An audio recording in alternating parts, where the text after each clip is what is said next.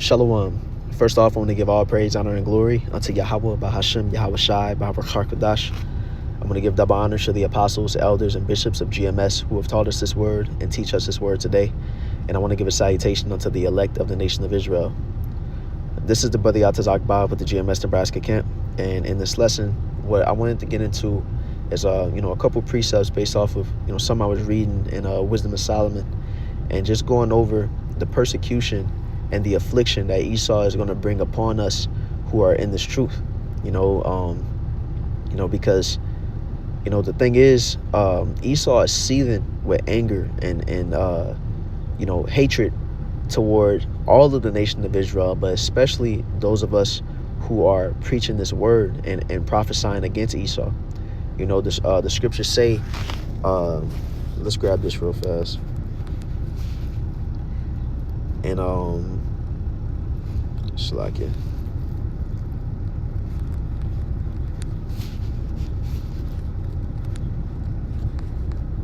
So I believe it's 2 Corinthians chapter 10 and verse 4.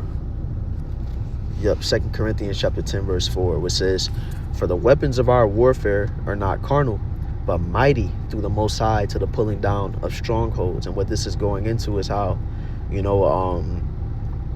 this word that we preach, this is how we are going against Esau.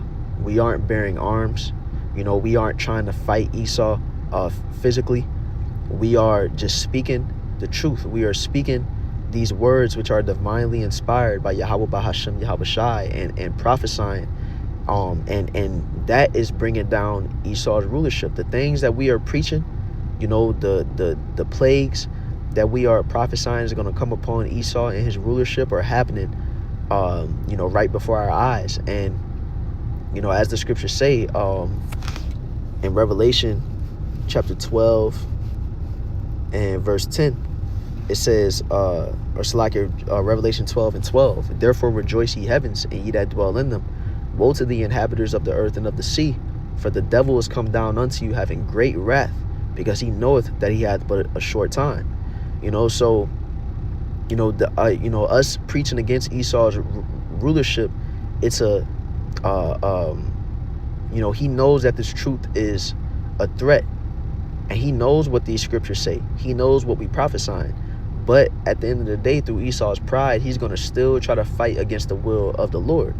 And what he's going to do is that he's going to attack us prophets, and not only us prophets, but us believers, us, who believe in Yahweh Bahashem, Yahweh Shai, all of us, he's going to attack us. Because what's Esau's master plan? He wants to establish the MOTB, and have control over the human race, and we are going to be against that. We're going to, the elect aren't going to take the MOTB, and that's going to be something that's going to piss off Esau. And there's going to be a penalty that comes with not taking that chip. And, some of us may have to be in prison for not taking it. Some of us may be put to death for not taking it, as the scriptures prophesy. At the end of the day, Esau is going to come after us prophets, us believers, those of us in this truth, for our condemnation toward him and for our, because we are adverse to him, and because of his perpetual hatred. But Salakia, I don't want to go on and on. Let's go ahead and get into the precept that this lesson is based around. Let's go to Wisdom of Solomon, chapter 2 and in verse 12, which says, "Therefore let us lie in wait for the righteous, because he is not for our turn, and he is clean contrary to our doings." Now, this chapter in Wisdom of Solomon, chapter 2, it's going into the mindset of the wicked, and a lot of this can be, attributed even to the wicked of the nation of Israel. It goes into how, people be having a YOLO mindset. They aren't seeking the Most High, in their lives, and they just living wickedly and living according to their pleasure. But we can especially attribute this to Esau, especially some of these parts that we're about to read, because it goes into how these people with this mindset are going to attack the godly.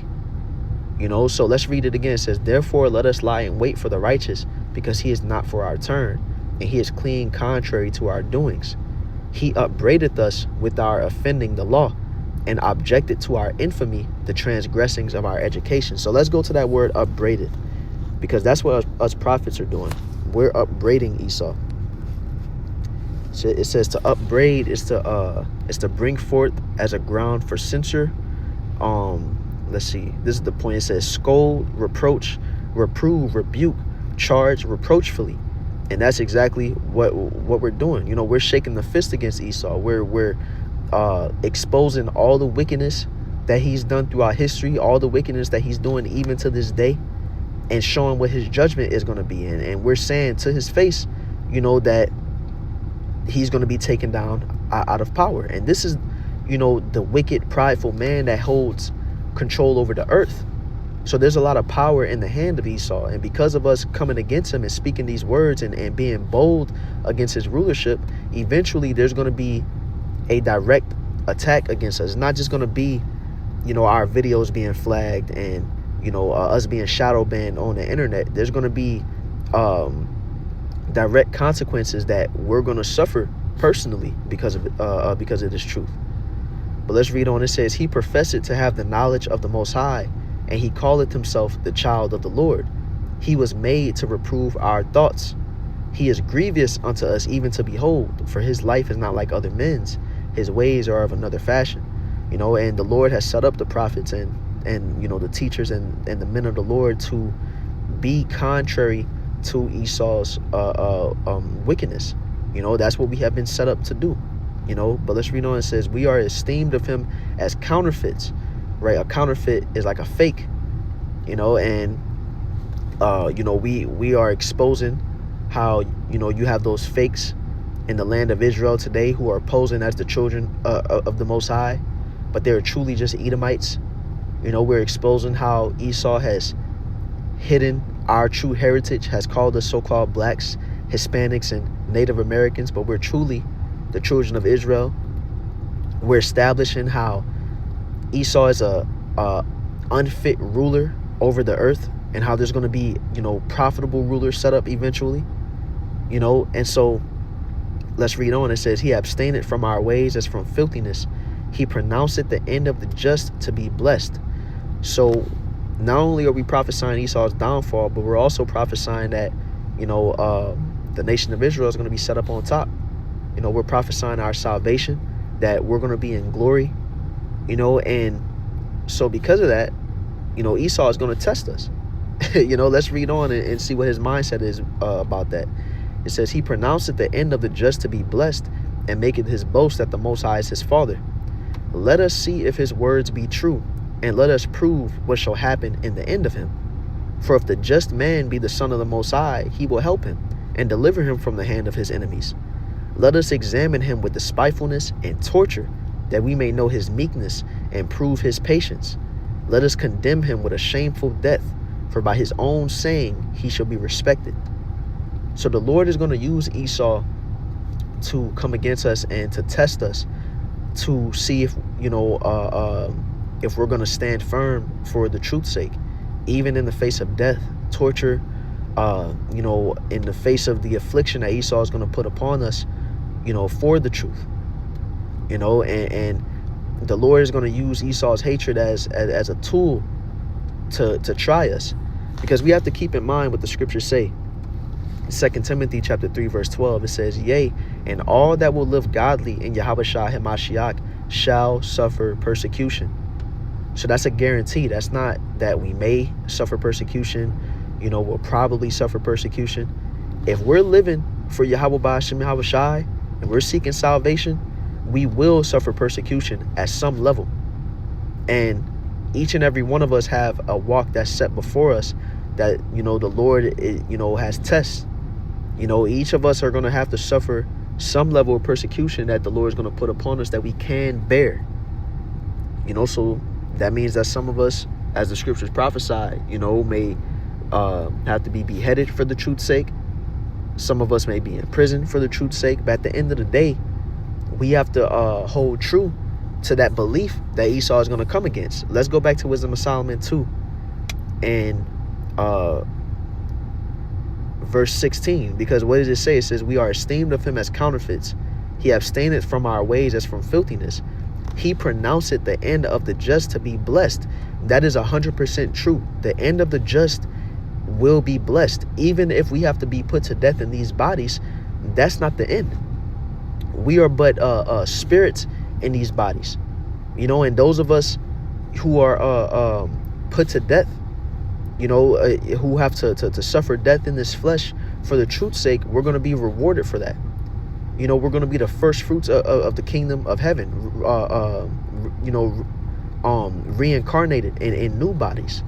You know, we're going to get the precepts and get into it, you know. But I want to go right to the next chapter in Wisdom of Solomon, chapter 3, verse 1, which says, but the souls of the righteous are in the hand of the Most High, and there shall no torment touch them. So it says the souls of the righteous are in the hand of the Most High. And while we may have to go through, you know, while we're on this side, in this flesh, in these bodies, we may have to go through, you know, all type of different afflictions. At the end of the day, the Lord, you know, our souls are still in the hand of the Lord. As a matter of fact, let's go to this precept right here. Salakia, 1 second. Let's go to Revelation chapter 14, verse 13, because this is an example of what I mean. It says, and I heard a voice from heaven saying unto me, write, blessed are the dead which die in the Lord from henceforth. Yea, said the Spirit, that they may rest from their labors, and their works do follow them. So it says that those who die on this side, those who die laboring for Yahweh Ba'ashem Yahushua, that their works follow them. Their works follow them where? In the kingdom of heaven.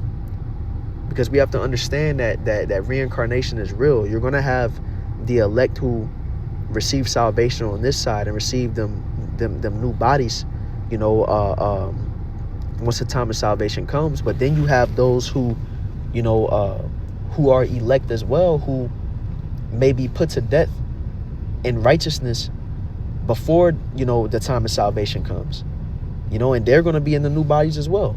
They're going to be a part of the election, you know, that ruling class in the kingdom, you know, because their works follow them. You know, for somebody who, let's go to Revelation 20 and verse 4, which says, and I saw thrones, and they sat upon them, and judgment was given unto them. And I saw the souls of them that were beheaded for the witness of Yahushua and for the word of the Most High, and which had not worshipped the beast, neither his image, neither have received his mark upon their foreheads or in their hands.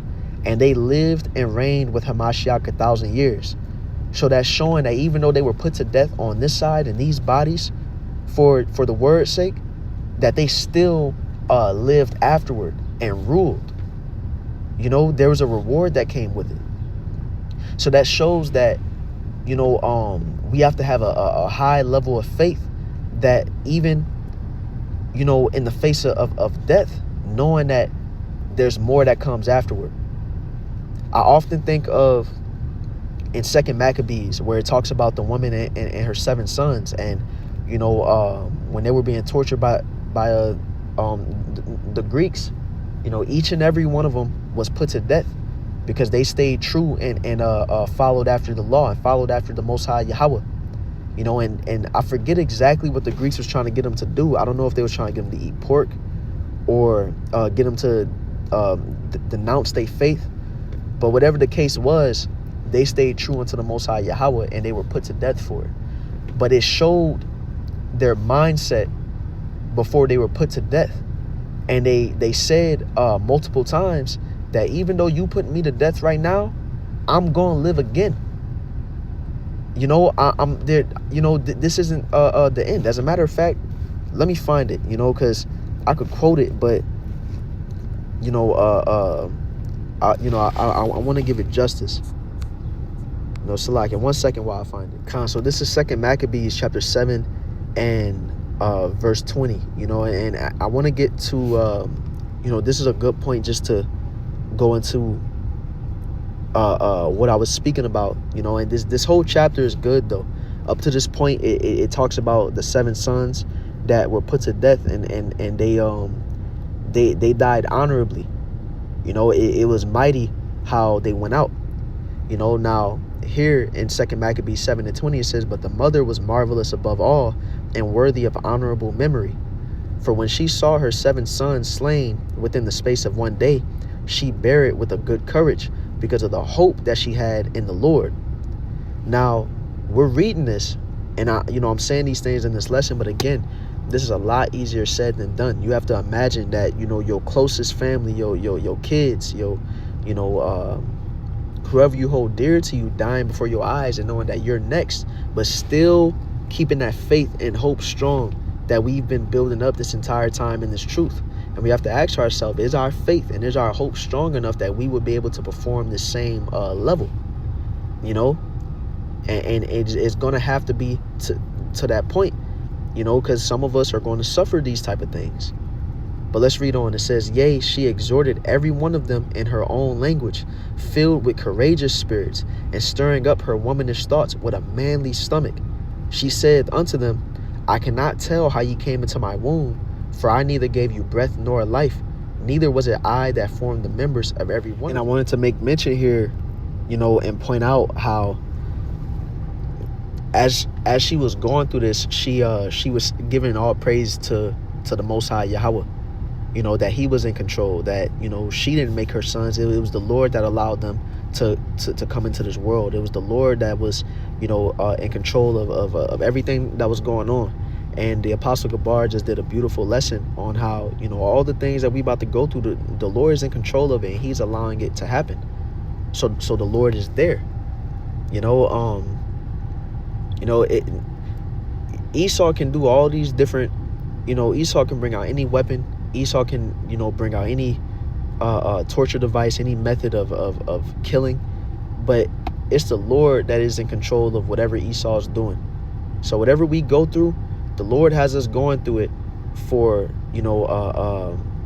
for judgment's sake.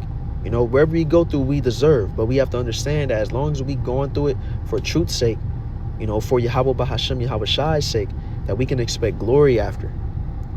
Because when we read on, it says, but doubtless the creator of the world, who formed the generation of man and found out the beginning of all things, will also of his own mercy give you breath and life again. So this was a spiritual mindset that this mother and the 7 sons had, that we're going to have to keep in mind, that, even though we may have to deny our lives unto death, that there's life afterward, that we will live again in the kingdom, and reap, reap plenteousness, and glory. It says, but doubtless the creator of the world, who formed the generation of man and found out the beginning of all things, will also of his own mercy give you breath and life again, as ye now regard not your own selves for his law's sake. So, that's the thing. What is it going to take, is that we're not, being carnal and sensual and living for ourselves, but living for Yahweh Bahashem Yahweh Shai. That's what let's go to the etymology for the word martyr. And again, all these things are easier said than done. Eventually these things are going to, we're going to be face to face with these prophecies and with these things. And that's why we, as the elder of this camp says, we have to make sure that we're building up in faith and hope and long suffering, and temperance, all the different things the scriptures tell us that we need. We have to be building up in it right now, because there's going to come a time where we're going to have to use it, but and that's to me first and foremost. But let's get to the etymology on this word martyr, which says one who bears testimony to faith, one who willingly suffers death rather than surrender his or her religious faith. And that's what Esau is going to try to do. He's going to try to make us surrender our faith, and the thing is, as long as we keep in mind that, man, like, death ain't the end all be all, then that makes us so powerful, because that's all Esau can tempt us with. As the scriptures, let's go to let's get this real fast.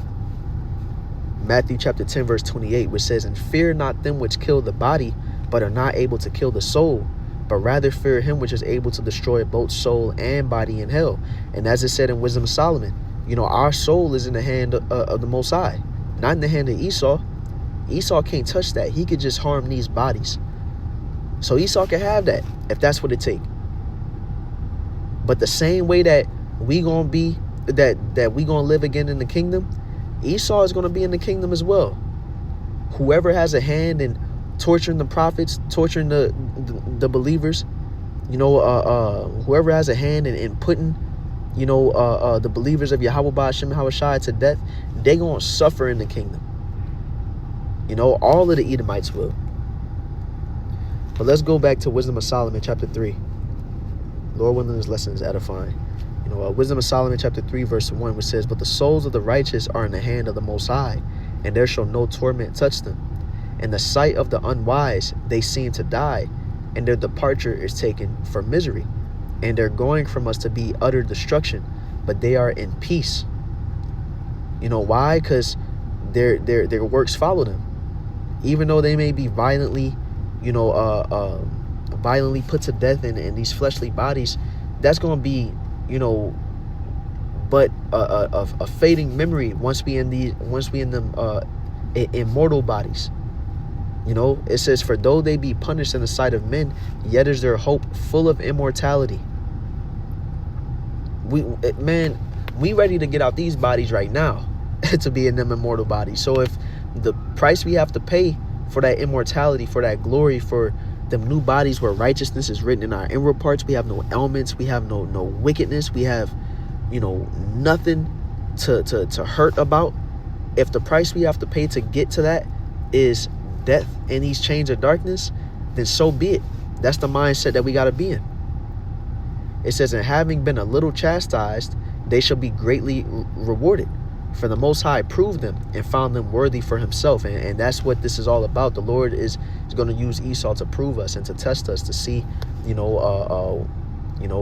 our allegiance is truly to Yahweh Ba'ashem Hawashai. So let's go to a couple more precepts I want to grab before closing it out. Because I grabbed the Revelation 20 and 4, but I want to get this Revelation 2 and 10 as well, just to bring out the prophecy, that of what some of us may have to go through. It says, "Fear none of those things which thou shalt suffer. Behold, the devil shall cast some of you into prison, that ye may be tried." So that's, again, that word tried. Let's get that real fast. Which is Strong G3985. Paradzo says, "To try whether a thing can be done, to attempt, endeavor, to try, make trial of, test, for the purpose of ascertaining his quality, or what he thinks, or how he will behave himself." So that's what, the Lord is going to be watching in that time when we going through whatever we going through, and he's going to see how we behave ourselves. Did we stay grounded, settled, or, did we give up? Did we denounce the faith? Did we give in to Esau? And Yahweh Shai says here, because this is in the red letter, he says, "Fear none of those things which thou shalt suffer." And the scripture emphasizes imprisonment. But again, each and every one of us are going to go through something on our path unto salvation, on our path unto glory, and it's tailor-made for us. And we're going to feel fear and doubt and, anxiety in the flesh, and our carnal minds. But, our faith, what we know through these scriptures and through the Spirit, and our hope is going to have to outweigh, our fear in that time. But it says, "And ye shall have tribulation 10 days. Be thou faithful unto death, and I will give thee a crown of life." So we got to go through the hardship to get to the good. And I want to grab this last precept. Now, 1 Peter chapter 4, verse 12, which says, "Beloved, think it not strange concerning the fiery trial which is to try you, as though some strange thing happened unto you." So it says, think it not strange, because as we brought out in that 2 Timothy 3 and 12, the scriptures tell us what we have to expect. So it's saying, don't be surprised. You're you got a trial before you. This is a straight gate. You know, it says, but rejoice in as much as ye are partakers of Yahushai's sufferings. So don't be surprised. Be ready for these things. You know, this is how, the same way that Yahushai had to suffer and go through what he went through in order for him to be glorified, then we about to take part in sufferings as well so that we can be glorified. You know, we want to follow after Yahushai. There's a hard part of it as well that we have to be prepared for and welcome. It says that when his glory shall be revealed, ye may be glad also with exceeding joy. If ye be reproached for the name of Hamashiach, happy are ye, for the spirit of glory and of the Most High resteth upon you. On their part he is evil spoken of, but on your part he is glorified. Now this is a part I want to harp on right here. It says, but let none of you suffer as a murderer, or as a thief, or as an evildoer, or as a busybody in other men's matters. Yet if any man suffer as a Christian, let him not be ashamed, but let him glorify the Most High on this behalf. So what this is saying is that you're going to have the wicked, the 2/3 of the nation of Israel is going to be put to death. And you're going to have some of the elect, some of the righteous of the nation of Israel that's going to be put to death. Now, what death would you rather suffer? Because, you know, some of the nation of Israel is going to, succumb to Esau and take that chip. And then there's a grievous judgment that comes with it. And that's a dishonorable death. That's a shameful death. And while they're going to be reborn into the kingdom, that's what the scriptures talk about when it says that some shall wake up to everlasting shame and reproach because they turned their back on on the Lord. But it says, if we suffer as a Christian or as a follower of Yahushai, let us not be ashamed, because that's an honorable death. And just like the woman and the 7 sons that we read about in 2 Maccabees, that is that's credit that will forever be attributed to them. That's a reputation that they will forever hold. And those who will be a part of the elect will forever hold that reputation. The elder put this beautifully one day, that whether you're a part of the elect or whether you're a part of the 2/3, at the end of the day, all the nation of Israel is going to rule in the kingdom of heaven. But there's that ranking. There's going to be, we're going to know who was honorable, who was a part of the elect, 144,000 and 1/3, and we're going to know who was 2/3 on this side. And that's going to be a reputation that you will never be able to get off of you, because we're going to be immortal in the kingdom. So whichever side you was on, that's forever going to be attributed to your name. And we don't want to be in the kingdom. Of course, we're going to be ruling. We're going to be good in the kingdom, but we don't want to be one of the ones that, has that, that looks back and is ashamed of how we walked on this side, ashamed of the life that we chose when we had an option to choose Yahweh Ba'ashem Yahushai, and we chose wickedness, or we chose to give into our fear, to give into Esau. We want to, if we got to be put to death, if we got to suffer, do it honorably. So again, Lord willing, this lesson was edifying. Once again, I want to give all praise, honor, and glory unto Yahweh, Ba'ashem Yahushai, by Ruach HaKodesh. I want to give double honors to the apostles, elders, and bishops of GMS, and a salutation unto the elect. Shalom.